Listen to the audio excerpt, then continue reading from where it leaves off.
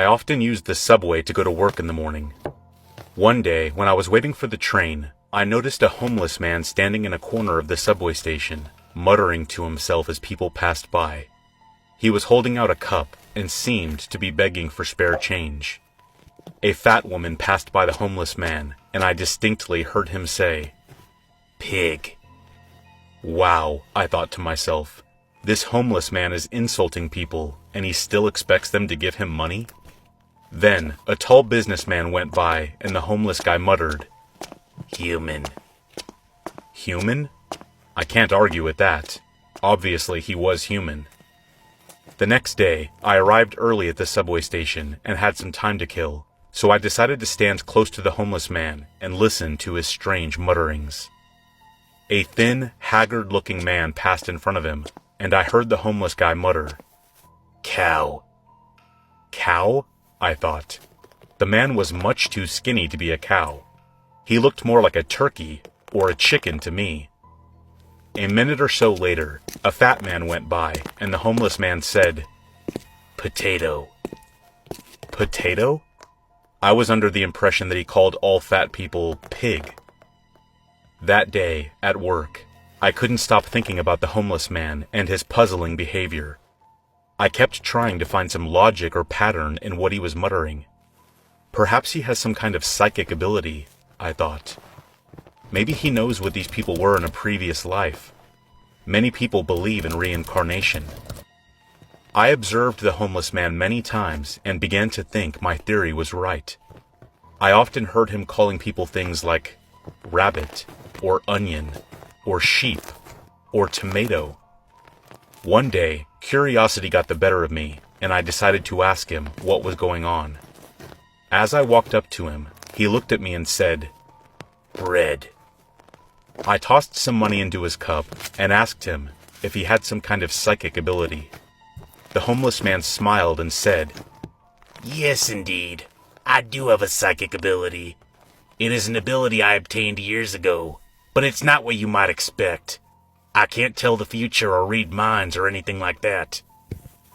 "Then what is your ability?" I asked eagerly. "The ability is merely to know the last thing somebody ate," he said. I laughed because I realized he was right. He said bread. The last thing I had eaten for breakfast that day was toast. I walked away shaking my head. Of all the psychic abilities someone could have, that one must be the most useless.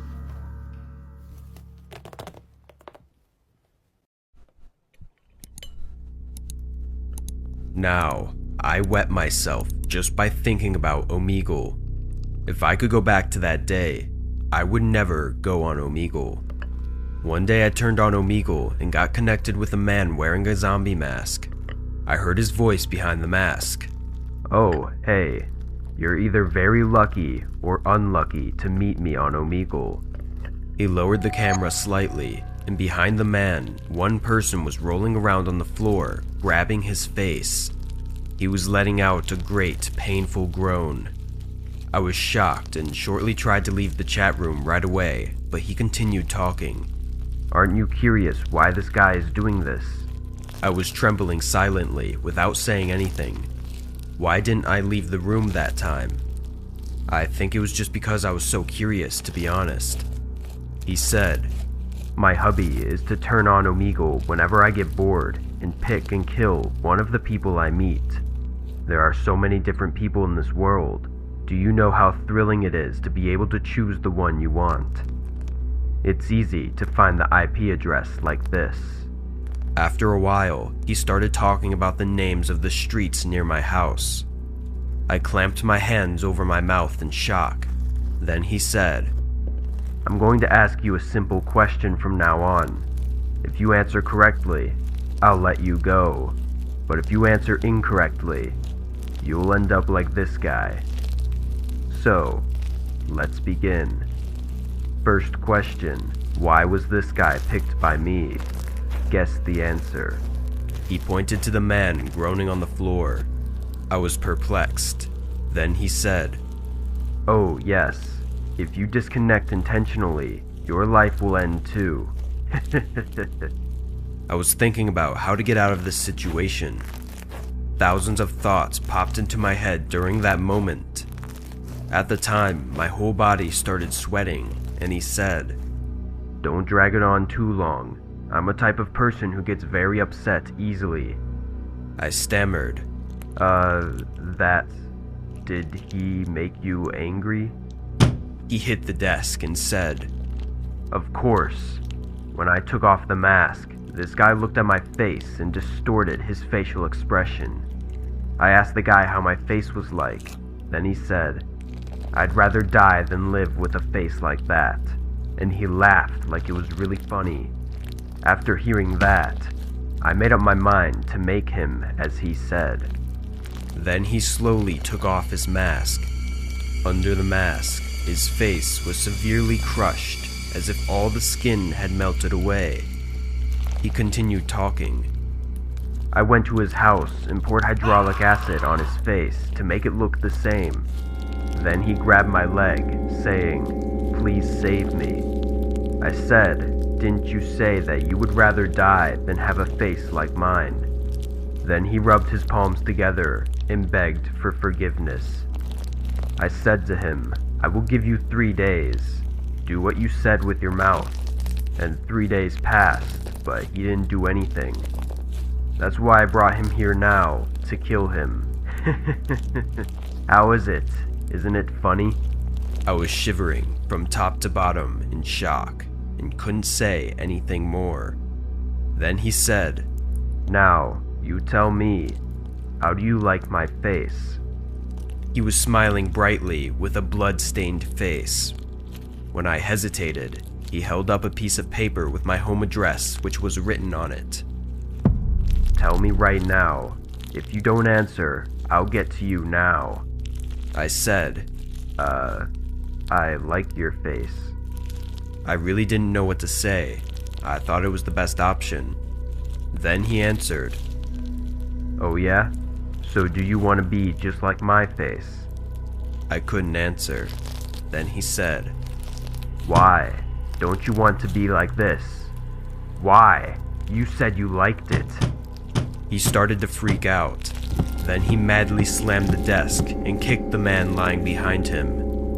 The man's moans of pain echoed through the room. My whole body started to tremble with fear like crazy. I didn't know what to do. He calmed down after a while and spoke to me. "I'll give you 3 days. You too, you must pour hydraulic acid on your face and make yours look like mine. I'll be at your house in 3 days. If you don't make your face look like this, you will die. Keep what you said. You said you liked this face." And I lost connection with him. I panicked. I didn't know what to do. I reported it to the police. However, since there was no evidence, the police only told me to contact them immediately if anything happens. On the 3rd day, on my way back from work, I saw a man wearing a zombie mask and wandering around in front of my house. That almost made my heart stop. I immediately called the police. Luckily, he was immediately caught by the police. He was holding hydraulic acid. However, he told the police that he was also a victim and that he was just doing what he was told. He said that a man he met on Omegle threatened him, saying, "I will kill you unless you do what I order." The police unmasked him, and he really wasn't the guy I met on Omegle. Since then, I live in great fear every day. But after a while, I heard that the man who came to our house had been hit in his face with hydraulic acid. The police struggled to catch the criminal. I moved out right away. A few months later, I heard shocking words along with the news that the criminal has been caught by the police. It was revealed that the criminal had so far sprayed hydraulic acid on 7 people and killed 1. The fact that I was also so close to the tragedy made me sit down on the spot, and I couldn't get up for a long time. After that day, I never talked to a stranger on the internet again.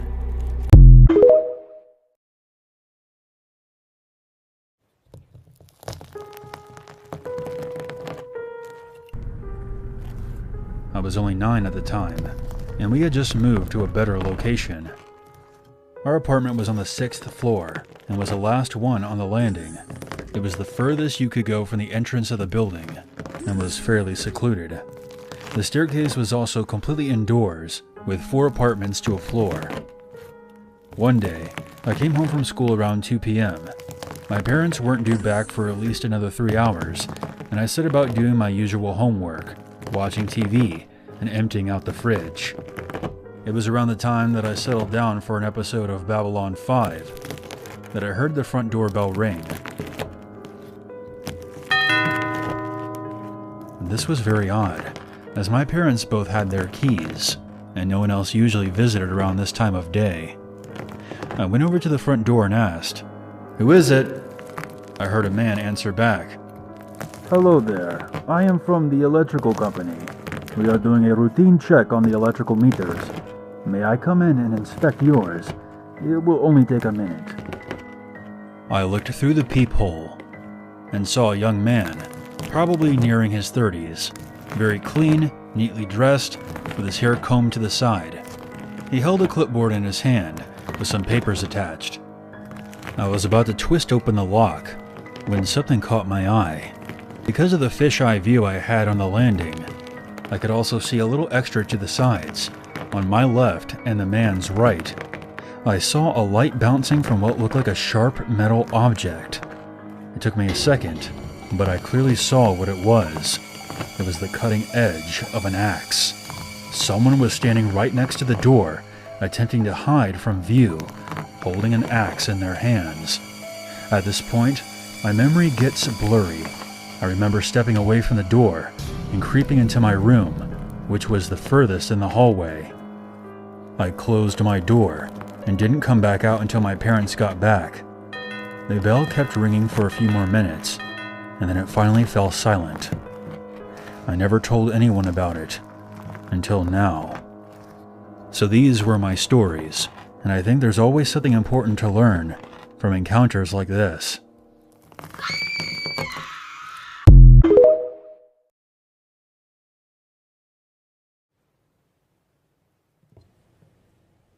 My little boy is sick, and I am the one who has to take care of him. He has been isolated in his room for a few days now. He is not allowed to come out. I carry his favorite meal on a tray and knock on the door of his room. Honey, it's Mommy. I've got your dinner here. Your favorite. I open the door gently as to not wake my little boy in case he's asleep. However, he's sat up, wide awake, waiting eagerly for his food. I approach the corner where his mattress was placed on the floor and kneel in front of him. Thank you, Mommy! My little boy suddenly lurches forward to hug me, but I step back out of his reach. The chains enclosed around his neck and ankles stopped him. I can see anger and frustration cross over his face, but it only lasts a moment. He sees what I have brought for him. He smiles when I set down the tray and digs in. I blankly watch my little boy chowing down on the meaty skin of the mailman who popped by this morning. His favorite part of the dinner are the eyes. He says they taste sweet and juicy. It makes me want to throw up. Everything about this makes me want to throw up. But like I said before, my little boy is sick, and I am the one who has to take care of him. He's finished. The tray is empty, and it is time for me to go. When I pick up the tray and turn my back to him, I hear his sweet, innocent voice sound out. I feel better, Mommy. Can I come out now? Hearing those hopeful words is like a stab to my heart. I suck up my despair and say, soon, my darling. Soon. Oh, okay, Mommy. The disappointment in his voice will haunt me tonight.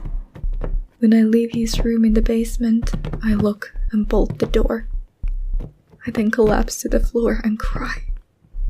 When will this nightmare end? Will my little boy ever be better again?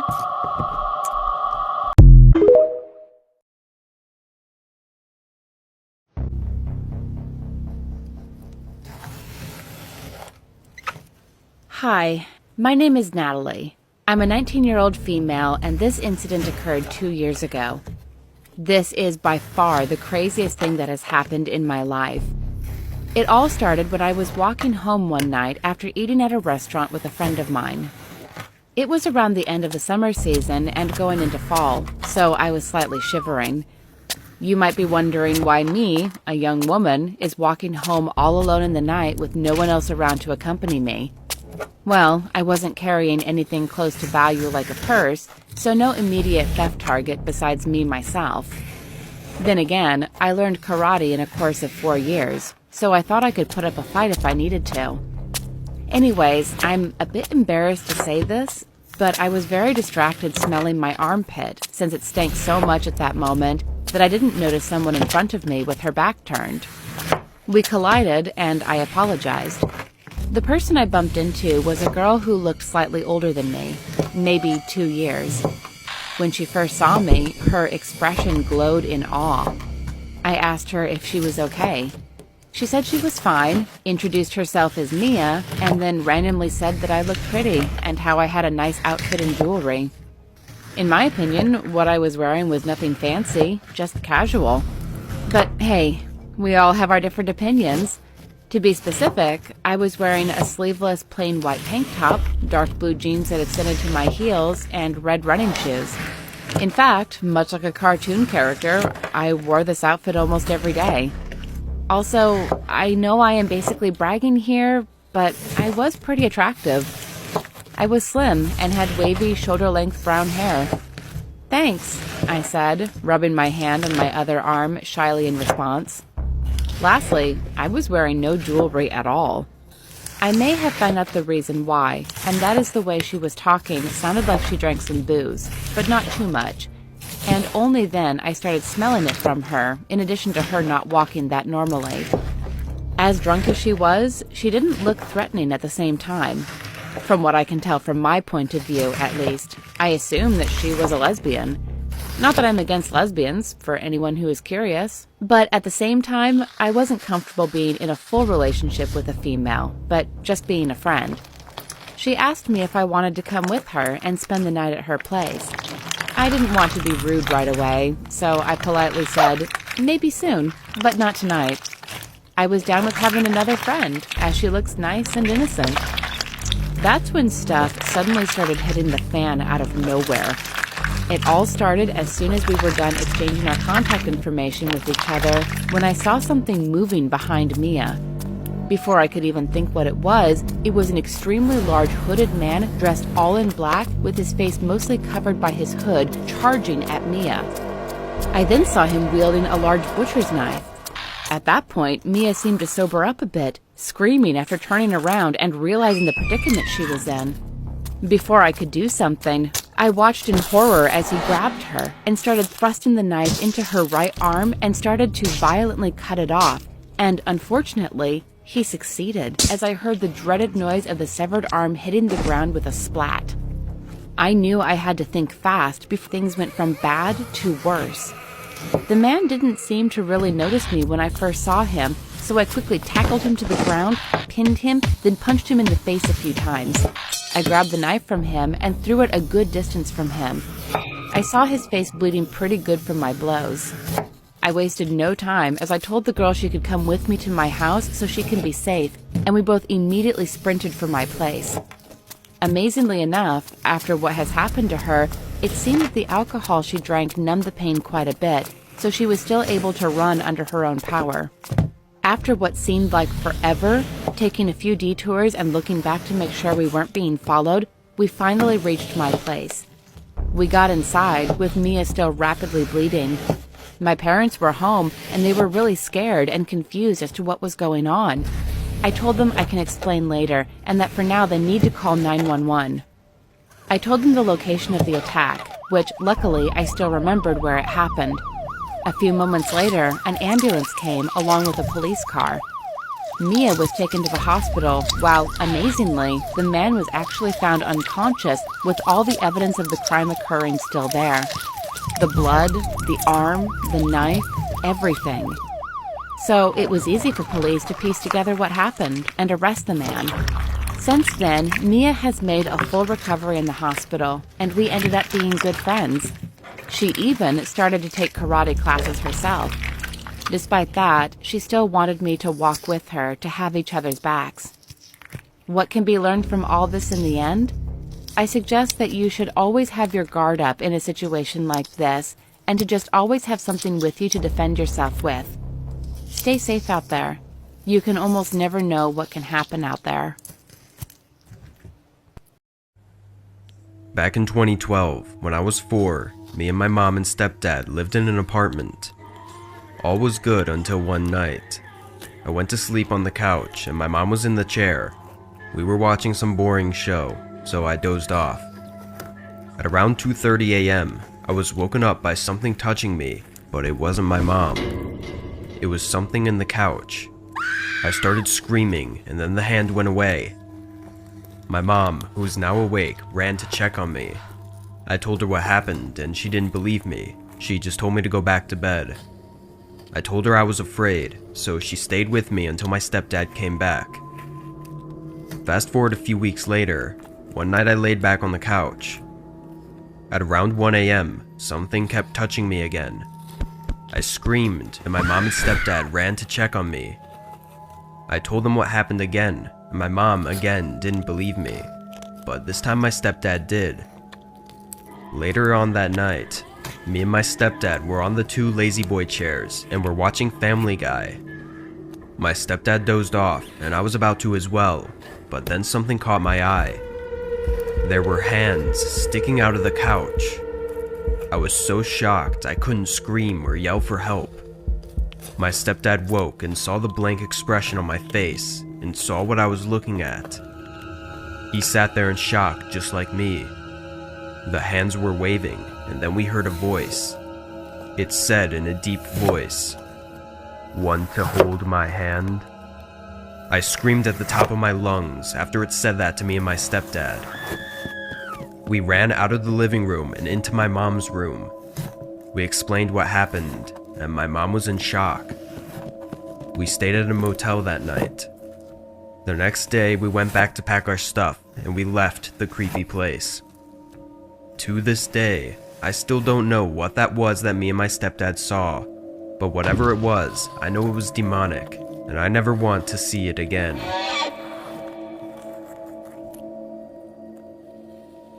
My name is Zane. I was 5 years old when this happened. My father always took me to this doctor. I quote the word doctor because personally I don't think he was a real doctor. We went a lot, but mainly we went on the weekends. The place had all sorts of SpongeBob items laying around, and I was only a child there, but since I was so young I never entirely questioned it. The doctor was a tall black male who always wore a suit. Every time we went, it'd be the same thing. He'd take my blood, give me around 5 or 7 shots, and some shots I was even pinned down for. My dad and uncle were usually the ones who took me. My mother was never there. The room we went in for the so-called appointment would always be so weird and creepy. It always had extremely dull lighting. Now, before I continue, this place looked and felt like an actual prison. It was gray everywhere, and those barbed wire fences surrounding it. One way in, and one way out. When I started kindergarten, all of the visits were stopped. We never went again. Around the time I started middle school, my dad put that place down as my doctor and my emergency contact, even when that in fact was not my doctor's office anymore.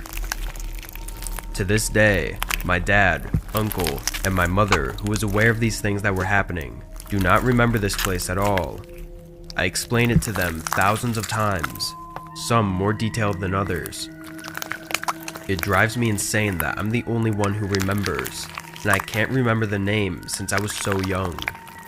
So please be aware of your surroundings and who's with you.